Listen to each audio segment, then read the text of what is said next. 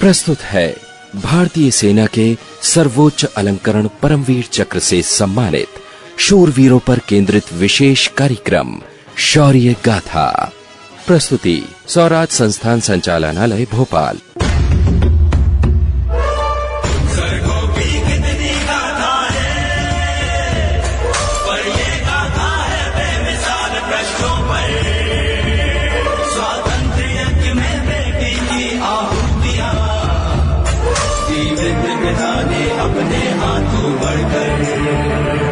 शौर्य गाथा। नमस्कार।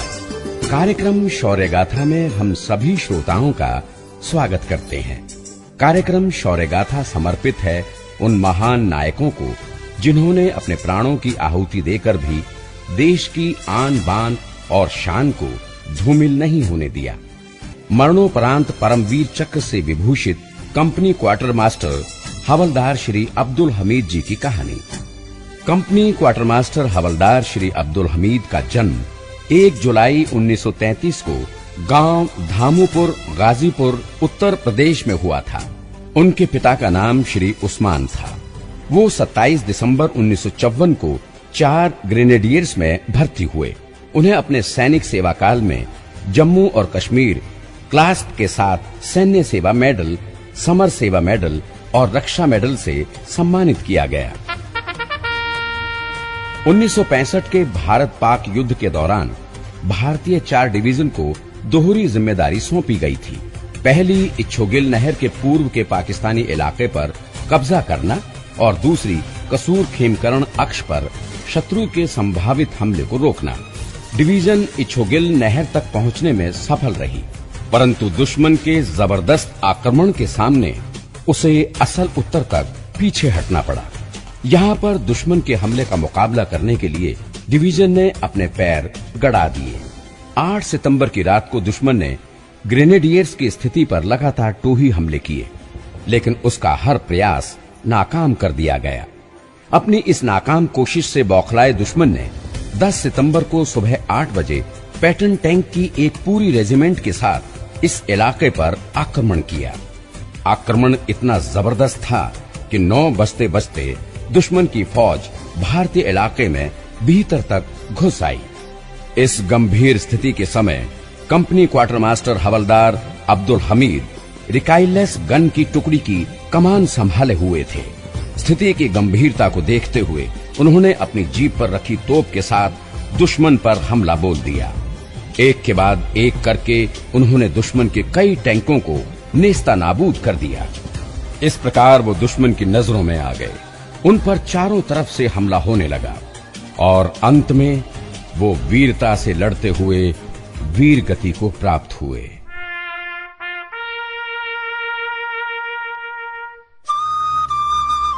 सरफरोशी की तमन्ना अब हमारे दिल में है। देखना है जोर कितना बाजुए कातिल में है। ऐ वतन करता नहीं क्यों दूसरी कुछ बातचीत। देखता हूं मैं जिसे वो चुप तेरी महफिल में है। ऐ शहीदे मुल्क को मिल्लत मैं तेरे ऊपर निसार। अब तेरी हिम्मत का चर्चा गैर की महफिल में है। भारत में सदियों से वीरता की परंपरा रही है, या यूं कहें जब से हिंदुस्तान अस्तित्व में आया है तब से ही वीरता उसके साथ जुड़ा शब्द है। इस अमर परंपरा के निर्वाह के लिए सैनिकों की टोलियां अपने हाथों में प्राणों की आहुति लिए अपने वतन पर मर मिटने के लिए तैयार रहती हैं। ऐसी ही एक टोली के सिपाही थे कंपनी क्वार्टर मास्टर हवलदार अब्दुल हमीद, जिनकी वीरता की कहानी आज भी सारा हिंदुस्तान गाता है। कंपनी क्वार्टर मास्टर हवलदार अब्दुल हमीद का जन्म 1 जुलाई सन 1933 को गांव धामूपुर गाजीपुर उत्तर प्रदेश में हुआ था। उनके पिता का नाम श्री उस्मान था। देश प्रेम से भरपूर मास्टर हवलदार अब्दुल हमीद 4 ग्रेनेडियर्स में भर्ती हुए। शुरू से ही अपनी कार्यकुशलता, वीरता और योग्यता से सबको प्रभावित करने वाले मास्टर हवलदार अब्दुल हमीद को सैन्य सेवा मेडल, समर सेवा मेडल और रक्षा मेडल से सम्मानित किया गया है। सन 1965 के भारत पाक युद्ध में उनकी कार्यकुशलता को देखते हुए उनकी 4 डिवीजन को दोहरी जिम्मेदारी सौंपी गई थी। पहली जिम्मेदारी थी इच्छोगिल नहर के पूर्व में पाकिस्तानी इलाके में दुश्मन के इलाके पर कब्जा करना और अपनी स्थिति को मजबूत बनाना।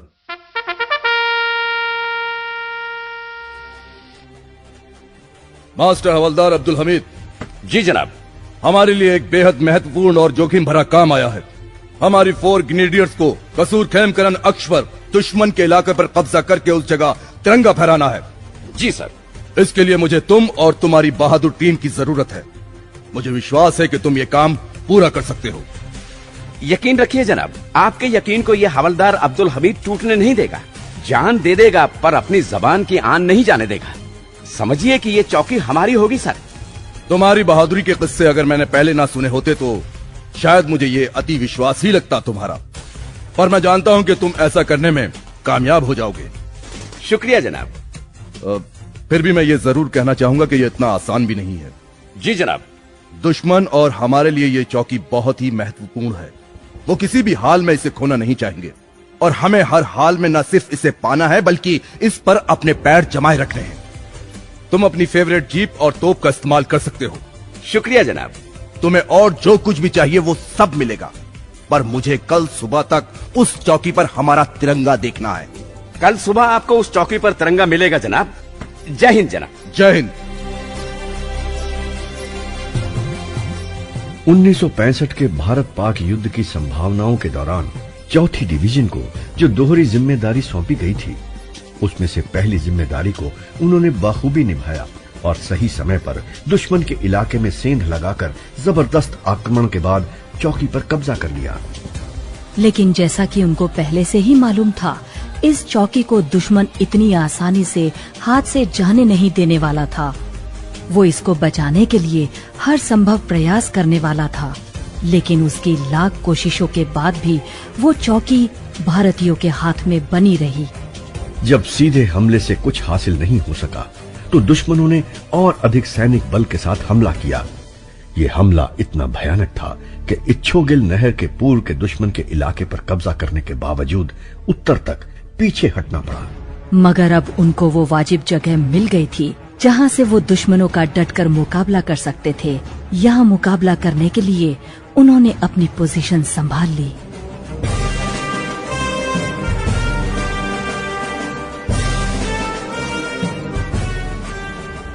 वेल डन हवलदार साहब, आपने जो कहा वो कर दिखाया। नहीं सर, ये पूरी कामयाबी नहीं है। हमें इससे आगे बढ़ने का हुक्म मिला था और हम यहीं पर जमे हुए हैं सर। ये इलाका देखते हो हमीद, इसे कम मत आको। अगर यहाँ टिक गए तो याद रखना, रात को तारे कम और बम फूटते ज्यादा नजर आएंगे। जी सर। इसलिए जो नहीं कर सके उसका अफसोस मत करो और जो कर दिखाया है उस पर गौर करो। और सबसे खास बात, जी सर, ये चौकी हमारे हाथ से जानी नहीं चाहिए। क्या समझे? नहीं जाएगी सर। जब तक 4th डिवीजन के जवान यहाँ पर तैनात हैं, ये कहीं नहीं जाने वाली है। मैंने ऐसा चक्रव्यूह तैयार किया है कि दुश्मन के छक्के ना छूट जाए तो मेरा नाम भी हवलदार अब्दुल हमीद नहीं सर। Well done. मुझे तुमसे यही उम्मीद थी। जय हिंद। जय हिंद।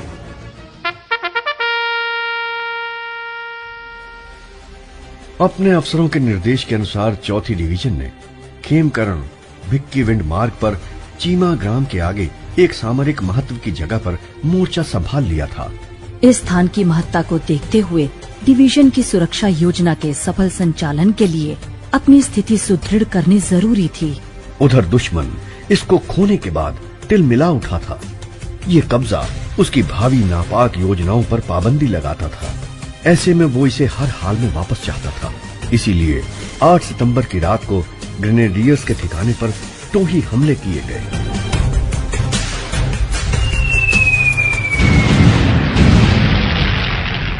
कोई भी अपनी जगह से नहीं हिलेगा। पत्थरों के बीच में ऐसे मिल जाओ जैसे खुद भी पत्थर हो। करने दो उनको हमले। देखते हैं कब तक और कितने हमले करेंगे वो।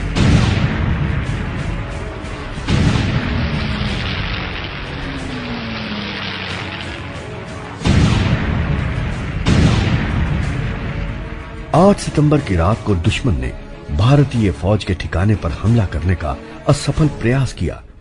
भारतीय सैनिकों की सोची समझी रणनीति काम कर गई और उनका प्रयास असफल हो गया। एक तरफ भारतीय फौज इस हमले के असफल होने से बहुत खुश और उत्साहित थी, तो दूसरी तरफ दुश्मन फौज बुरी तरह से तिलमिला रही थी। इसलिए एक बार फिर से उसने अपनी पूरी ताकत झोंककर इस इलाके पर फिर कब्जा करने की योजना पर काम करना शुरू कर दिया। ये योजना पहले के हमलों से कहीं ज्यादा घातक थी। इस योजना के तहत दुश्मन देश की फौज पैटर्न टैंक की एक पूरी रेजिमेंट के साथ इस इलाके की ओर आगे बढ़ने लगी।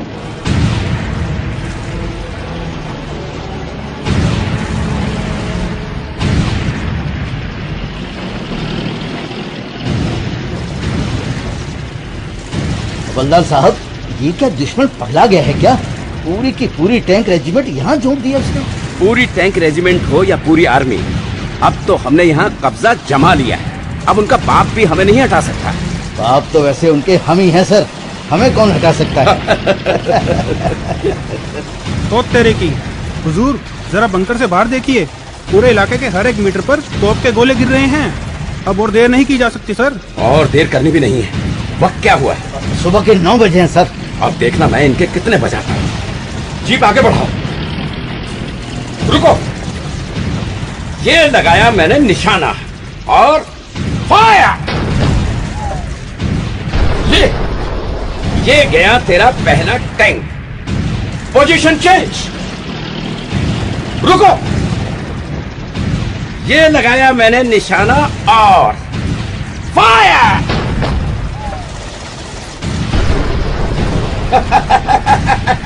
ये ले, ये गया तेरा एक और टैंक। Position change. हवलदार साहब, वो देखो, टैंकों के मुंह हमारी तरफ ही हैं। उन्होंने हमें देख लिया है। देखने दे, खुदा कसम इतनी आसानी से नहीं मरेगा ये हवलदार हमीद। फायर। ले, ये गया तेरा तीसरा टैंक पे। Position change. हवलदार साहब, हवलदार साहब।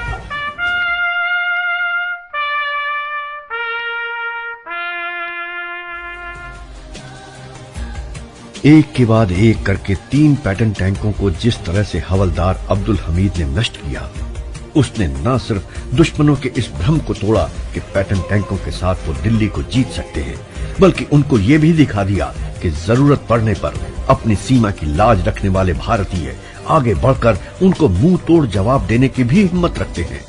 हवलदार मास्टर अब्दुल हमीद पूरे युद्ध समय में न सिर्फ दुश्मनों का सफाया करते रहे, बल्कि उन्होंने अपने साथी सैनिकों का मनोबल भी बनाए रखा। उनका ये साहस, बलिदान और शौर्य भारतीय फौज के इतिहास में स्वर्णिम शब्दों में दर्ज है।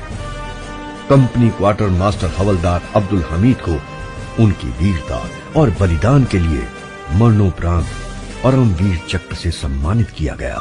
आज भी उनकी कहानी फौज में बड़े गर्व के साथ कही सुनी जाती है। उनकी रणनीति, उनकी काबिलियत आने वाली पीढ़ियों को हमेशा राह दिखाती रहेगी।